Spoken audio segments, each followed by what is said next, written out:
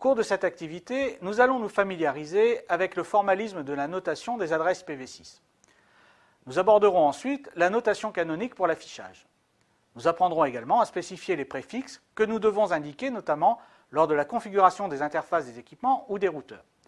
Nous terminerons enfin avec la notation des adresses et la spécification des numéros de port de service dans les URL.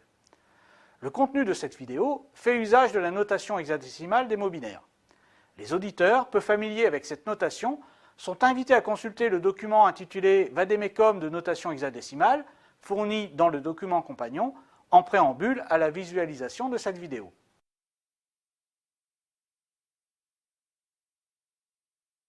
IPv6 a abandonné la notation décimale pointée, en usage pour les adresses IPv4, dans laquelle on indique la valeur décimale de chaque octet séparée par un point décimal. Cette notation est en effet inadaptée pour des chaînes binaires de 16 octets. IPv6 a adopté la notation hexadécimale, couramment utilisée dans le monde informatique pour représenter des octets par des couples de nombres hexadécimaux. Les 16 octets de l'adresse IPv6 suivante se notent en binaire et s'écrivent en hexadécimal sous la forme suivante. La représentation textuelle des adresses IPv6 se fait en segmentant le mot de 128 bits en 8 champs de 16 bits séparés par le caractère de point. L'adresse précédente se note donc. Par convention, il n'est pas nécessaire d'écrire les zéros de poids fort placés en tête de champ. Dans chaque mot de 16 bits, les zéros de poids fort sont non significatifs. L'adresse peut donc prendre une notation plus compacte. Plusieurs champs nuls consécutifs peuvent être abrégés par l'abréviation de point, de caractères de point successifs sans espace. Attention, pour éviter toute ambiguïté, cette abréviation ne peut être utilisée qu'une seule fois par adresse. Voici quelques exemples. Une adresse unicast, une adresse multicast, l'adresse de bouclage ou loopback, l'adresse non spécifiée.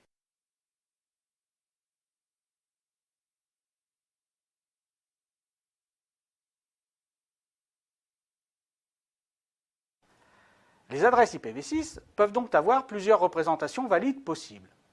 Le RFC 5952 fournit les recommandations pour une forme de représentation canonique des adresses. Cette forme est décidée aux procédures d'affichage, par les programmes, les appels systèmes inscrivant des événements dans les fichiers journaux par exemple. Cette recommandation ne porte que sur les sorties d'adresses, c'est-à-dire l'affichage.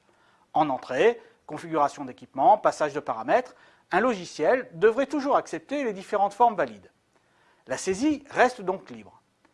Concrètement, selon ce RFC 5952, une adresse devrait être affichée selon la forme suivante. Les zéros initiaux, non significatifs, doivent être supprimés. L'indication d'une suite de champs nuls consécutifs, de points, doit être utilisée au maximum, c'est-à-dire sur la série de quartets nuls la plus longue. En cas d'égalité, on l'applique sur la première. Les chiffres hexadécimaux doivent être en minuscules. Si le numéro de port TCP ou UDP doit être indiqué, l'usage de crochets encadrant l'adresse devient obligatoire. Auparavant, cet usage ne l'était que pour les URL.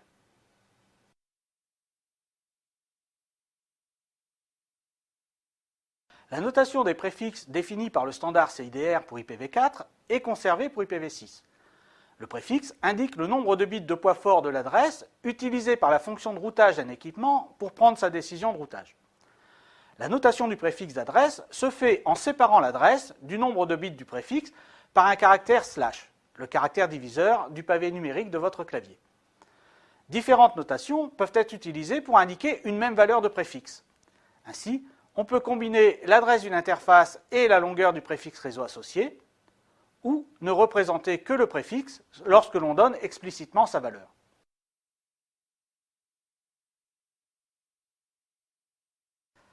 Une difficulté provient du fait que le caractère de point est significatif dans certains contextes, ce qui peut créer des ambiguïtés.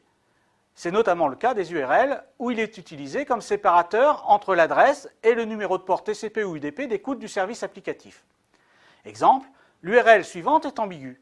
http ://2001:db8 2.12.2.1 En effet, elle peut être interprétée de deux manières.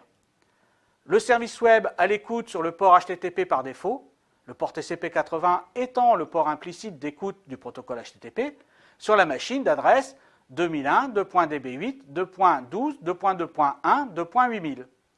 Ou le service web, protocole HTTP, à l'écoute sur le port TCP 8000 de la machine d'adresse 2001, 2.db8, 2.12, 2.2.1. Pour lever cette ambiguïté, le standard propose d'inclure l'adresse IPv6 entre crochets. Ainsi, dans le premier cas, l'URL serait notée de cette manière et dans le second, de cette manière.